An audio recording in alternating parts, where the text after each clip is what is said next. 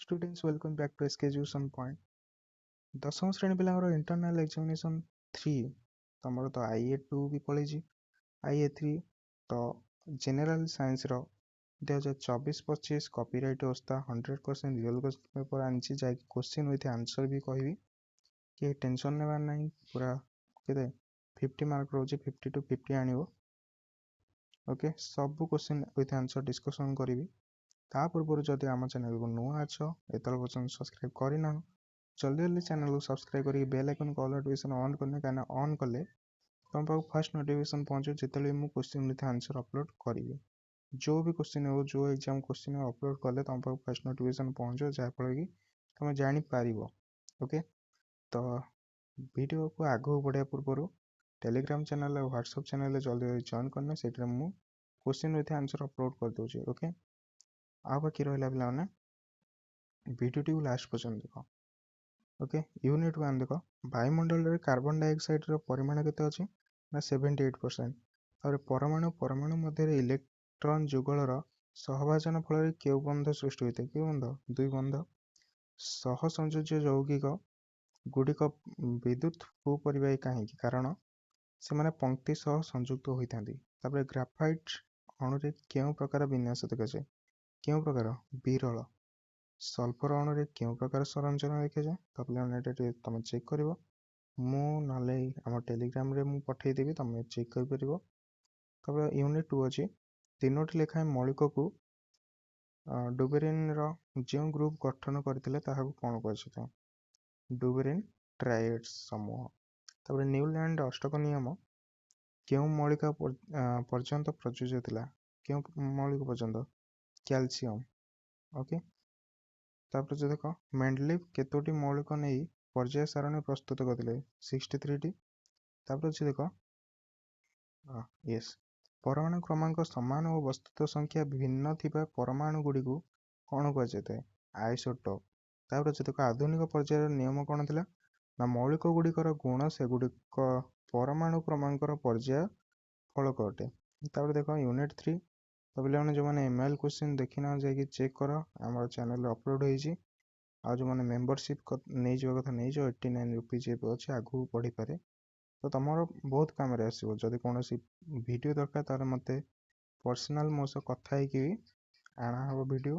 କୌଣସି ହେଲ୍ପ ଦରକାର ପର୍ସନାଲ୍ କଲ୍ରେ ବି କଥା ହେଇପାରିବ। ଓକେ, ଦେଖ, ବାହ୍ୟ ଉଦ୍ଦୀପନା ପ୍ରଭାବରେ ଉଦ୍ଭିଦର ବୃଦ୍ଧି ଜନିତ ଚଳନକୁ କ'ଣ କୁହାଯାଇଥାଏ? ଟ୍ରାପିଜମ୍। ତାପରେ ଅଛି ଟ୍ରପିଜମ୍। ତାପରେ ଅଛି ସ୍ପର୍ଶଜନିତ ବାହ୍ୟ ଉଦ୍ଦୀପନା ଯୋଗୁଁ ଉଦ୍ଭିଦ କୋଷର ଦ୍ରୁତ ରାସାୟନିକ ପରିବର୍ତ୍ତନ ଗୁଡ଼ିକୁ କ'ଣ କୁହାଯାଇଥାଏ? ବାହ୍ୟ ଚାଳିତ ଗତି। ତାପରେ ମସ୍ତିଷ୍କ ଉପରେ ଥିବା ବାହ୍ୟ ଆବରଣକୁ କ'ଣ କୁହାଯାଇଥାଏ? ନା ଖପୁରି କୁହାଯାଇଥାଏ। ପିଲାମାନେ ଆମ ଶରୀରର ଦୀର୍ଘତମ କୋଷ କିଏ? ସ୍ନାୟୁ କୋଷ। ନେକ୍ସଟ ରହିଛି ପିଲାମାନେ ଦେଖ, କ'ଣ ନଥିବାରୁ ପରିପକ୍ୱ ସ୍ନାୟୁ କୋଷର ବିଭାଜନ ହୁଏ ନାହିଁ? ସେଣ୍ଟ୍ରିଓଲ ନଥିବାରୁ। ନେକ୍ସଟ ହେଉଛି ଅର୍ଦ୍ଧବିଭାଜନ ଶେଷରେ ଗୋଟିଏ ମାତୃକୋଷର କେତୋଟି ଅପତ୍ୟ କୋଷ ଉତ୍ପନ୍ନ ହୁଏ? 2ଟି ହୋଇଥାଏ। ତାପରେ ଅର୍ଦ୍ଧବିଭାଜନର ପ୍ରଥମ ବିଭାଜନର କେଉଁ ଉପାବସ୍ଥାରେ ପାରନ୍ତରଣ ଘଟିଥାଏ? ତୃତୀୟରେ। ତାପରେ ଦେଖ, ଜାଇଗୋଟିନ୍ ଉପାବସ୍ଥାରେ ପିତାମାତାଙ୍କ ଠାରୁ ଆସିଥିବା ସଦୃଶ ଗୁଣସୂତ୍ର ଗୁଡ଼ିକ ପରସ୍ପର ଆଡ଼କୁ ଆକୃଷ୍ଟ ହୋଇ ଲମ୍ବ ଭାବରେ ଯୋଡ଼ାଯୋଡ଼ି ହୋଇ ଲାଗି ରହିବା ଅବସ୍ଥାକୁ କ'ଣ କୁହାଯାଇଥାଏ? ବଂଶାନୁକ୍ରମିକ। ତାପରେ ଇଷ୍ଟ କେଉଁ ପ୍ରକାରରେ ସାଧାରଣତଃ ବଂଶ ବୃଦ୍ଧି କରିଥାଏ? ସୁରାସାରରେ। ନିଷେକ ହୋଇଥିବା ଡିମ୍ବାଣୁର ବୃଦ୍ଧି ଘଟି ଭ୍ରୂଣ ସୃଷ୍ଟି ହେଲେ ତାହାକୁ କି ପ୍ରକାର ଜନନ କୁହାଯାଇଥାଏ? କି ପ୍ରକାର ଜନନ କରିଥାଏ? ପାରାଥୋଜେନେସିସ୍। ଓକେ, ପାରାଥୋଜେନେସିସ୍। ତାପରେ ପିଲାମାନେ ଯେଉଁମାନେ ଏତେବେଳେ ପର୍ଯ୍ୟନ୍ତ ଆମ ଚ୍ୟାନେଲକୁ ସବସ୍କ୍ରାଇବ୍ କରିନ, ଜଲ୍ଦି ସବସ୍କ୍ରାଇବ୍ କରିନିଅ, କାହିଁକିନା ତୁମମାନଙ୍କ ପାଇଁ ହିଁ କ୍ୱେଶ୍ଚିନ୍ ୱିଥ୍ ଆନ୍ସର ଅପଲୋଡ଼ ହେଉଛି। ଓକେ, ନିଜ ସାଙ୍ଗମାନଙ୍କ ପାଖକୁ ସେୟାର କରିନିଅ, ସେମାନେ ବି ଜାଣନ୍ତୁ କ୍ୱେଶ୍ଚିନ୍ କ'ଣ ରହିଛି। ମଲ୍ଟିପୁଲ୍ ଆସେସମେଣ୍ଟ କ'ଣ ଦେଇଛି?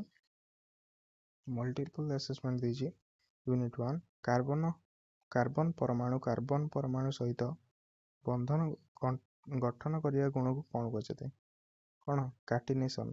ତାପରେ ଅଛି ଦେଖ, କାର୍ବନ ପରମାଣୁ ମଧ୍ୟରେ ତ୍ରିବନ୍ଧ ଥିବା ଯୌଗିକ ଗୁଡ଼ିକର ସାଧାରଣ ଅଣୁ ସଂକେତ କ'ଣ? CnH2n-2। ତାପରେ କେଉଁ ଅମ୍ଳ ଘନୀଭୂତ ହେଲେ ପ୍ଲାସିଆଲ ଏସିଡିକ୍ ଏସିଡ୍ ଦେଇଥାଏ କୋଉଟା ଏସିଟିକ୍ ଅମ୍ଳ ହେଲେ। ତାପରେ ଗୋଟିଏ ଏସିଡ୍ ଓ ଗୋଟିଏ ଆଲକୋହଲର ରାସାୟନିକ ପ୍ରତିକ୍ରିୟାରେ କ'ଣ ମିଳିଥାଏ ଇଷ୍ଟର ଏବଂ ଜଳ। ତ ପିଲାମାନେ କ'ଣ ଦେଇଛି ଗୋଟିଏ ଏସିଡ୍ ଆଉ ଗୋଟେ ଆଲକୋହଲ ରାସାୟନିକ ପ୍ରତିକ୍ରିୟା। ଏଇଟା ତମେ ବଡ଼ କ୍ଲାସରେ ପଢ଼ିବ କେମିତି କ'ଣ, ଏବେ ବି ଅଛି ତମେ ପଢ଼ିପାରିବ, ବଟ୍ ତାର ଟିକେ ଏକ୍ସପ୍ଲେନ୍ କରିକି ବଡ଼ କ୍ଲାସରେ ପଢ଼ିବ। ଓକେ, ସାବୁନ ପାଣି କାହିଁକି ମେଘୁଆ ଦେଖାଯାଇଥାଏ, କାରଣ ଏହା ଏକ କୋଲୋଏଡାଲ ସମାଧାନରୁ ସୃଷ୍ଟି। ତାପରେ ଦେଖ ୟୁନିଟ୍ 2 ଅଛି ପିଲାମାନେ ତମର, ଯେଉଁ ମୌଳିକର ଇଲେକ୍ଟ୍ରନ୍ ସଂରଚନା 2, 8, 7 ତାର ପରମାଣୁ କ୍ରମାଙ୍କ କେତେ ବା 287 ତାର ପରମାଣୁ କ୍ରମାଙ୍କ କେତେ 17 ବା 17। ସିଏ ର ପରମାଣୁ କ୍ରମାଙ୍କ 20, ଏହା ପର୍ଯ୍ୟାୟ ସାରଣୀରେ କେଉଁଠି ଅବସ୍ଥିତ, ଶ୍ରେଣୀ ହେଉଛି 11A ଏବଂ ଚତୁର୍ଥ ପର୍ଯ୍ୟାୟରେ ଅବସ୍ଥିତ ଅଟେ। ତାପରେ ଆଧୁନିକ ପର୍ଯ୍ୟାୟ ସାରଣୀରେ କେତୋଟି ଗ୍ରୁପ ଓ କେତୋଟି ପର୍ଯ୍ୟାୟ ଅଛି, କେତୋଟି ଗ୍ରୁପ ହେଉଛି 18ଟା, ପର୍ଯ୍ୟାୟ ହେଉଛି 7ଟା। ତମେ ଦେଖିଥିବ ଟେବୁଲ, ତ ଗ୍ରୁପ 18ଟା ଆଉ 7ଟା ପର୍ଯ୍ୟାୟ। ତାପରେ ଦେଖ 1 ମିଟର କେତେ ପିକୋମିଟର, 10 to 12 ମିଟର, ବା ଏଠି ତମେ 10 to 12 ପିକୋମିଟର ବି ଲେଖିପାରିବ, ଭଲ ମାର୍କ ଆସିବ। ମିଟର ନ ଲେଖି ପିକୋମିଟର ଲେଖିବ। ତାପରେ ଦେଖ କେଉଁ ମୌଳିକର ସ୍ଥାନ ପାଇଁ ଅସଙ୍ଗତ ପରିଲକ୍ଷିତ ହୁଏ, କୋଉଟା ଆଲୋବେଟା। ଓକେ, ତାପରେ ଦେଖ ତାପରେ ଦେଖ ଲାଳ ଗ୍ରନ୍ଥି ହେଉଛି କୋଉଟା ବହିସ୍ରାବୀ ଗ୍ରନ୍ଥି, ଏଇଟା ତମେ ଫିଲଅପ୍ କରିବ। ଥାଇରଏଡ୍ ହେଉଛି କୋଉଟା ଅନ୍ତଃସ୍ରାବୀ ଗ୍ରନ୍ଥି। ତାପରେ ଏଣ୍ଟି ଡାୟୁରେଟିକ୍ ହରମୋନ୍ କୋଉଟା ହବ ଭାସୋପ୍ରେସିନ୍। ତାପରେ ଦେଖ ମେଲାଟୋନିନ୍ ହବ ଜୈବିକ ଘଡ଼ି, ଏଡ୍ରିନାଲିନ୍ ଆପତ୍କାଳୀନ ଗ୍ରନ୍ଥି। କୋଉଟା ଆଉଥରେ ଭଲରେ କହିଦେଉଛି, ଲାଳ ଗ୍ରନ୍ଥି ହେଉଛି ବହିସ୍ରାବୀ ଗ୍ରନ୍ଥି। ଦେଖ ଲାଳ ଗ୍ରନ୍ଥି ହେଉଛି ବହିସ୍ରାବୀ ଗ୍ରନ୍ଥି, ଥାଇରଏଡ୍ ହେଉଛି ଅନ୍ତଃସ୍ରାବୀ, ଏଣ୍ଟି ଡାୟୁରେଟିକ୍ ହରମୋନ୍ ହେଉଛି ଭାସୋପ୍ରେସିନ୍, ମେଲାଟୋନିନ୍ ହେଉଛି ଜୈବିକ ଘଡ଼ି, ତାପରେ ଏଡ୍ରିନାଲିନ୍ ହେଉଛି ଆପତ୍କାଳୀନ ଗ୍ରନ୍ଥି। ତାପରେ ଦେଖ କଖାରୁ ଫୁଲ ଏକଲିଙ୍ଗୀ ହେଲେ ସୋରିଷ ଫୁଲ କ'ଣ ହବ ଦୁଇଲିଙ୍ଗୀ। ତାପରେ ଅଛି ପାରାମିସିୟମ୍ ର କୋଷ ବିଭାଜନ ଅନୁପ୍ରସ୍ଥ ଦୁଇ ବିଭାଜନ ହେଲେ ୟୁଗ୍ଲିନାର ବହିପ୍ରସ୍ଥ ଦ୍ୱିଭାଜନ ହବ। ନିହାତି ଏଇଟା ଅନୁପ୍ରସ୍ଥ, ଏଇଟା ବହିପ୍ରସ୍ଥ ହବ, ତମେ ପିଲାବେଳେ ପଢ଼ିଛ ବି।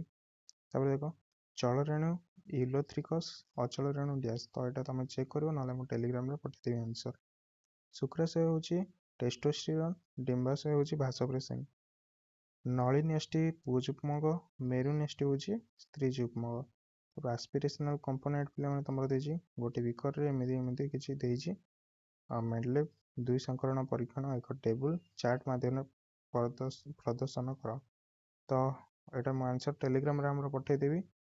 ଆଉ ବାକି ରହିଲା ଯେଉଁମାନେ ଚ୍ୟାନେଲକୁ ସବସ୍କ୍ରାଇବ୍ କରିନ ଜଲ୍ଦି ସବସ୍କ୍ରାଇବ୍ କରିନ, କାହିଁକିନା ଏମିତି ମୁଁ ଇନଫର୍ମେଟିଭ୍ ଭିଡ଼ିଓ କିମ୍ବା ତମ ପାଇଁ କ୍ୱେଶ୍ଚିନ୍ ୱିଥ୍ ଆନ୍ସର ଅପଲୋଡ଼ କରୁଛି ଡେଲି। ତ ଜଲ୍ଦି ଚ୍ୟାନେଲକୁ ସବସ୍କ୍ରାଇବ୍ କରିନିଅ, ଆଉ ନିଜ ସାଙ୍ଗମାନଙ୍କ ପାଖକୁ ସେୟାର କରିନିଅ, ଭିଡ଼ିଓକୁ ଲାଇକ୍ କର, କମେଣ୍ଟ କର ଯଦି କୌଣସି ଭୁଲ ରହିଯାଇଛି। ଓକେ, ରହିଲି। Best of luck for your examination. Tata bye.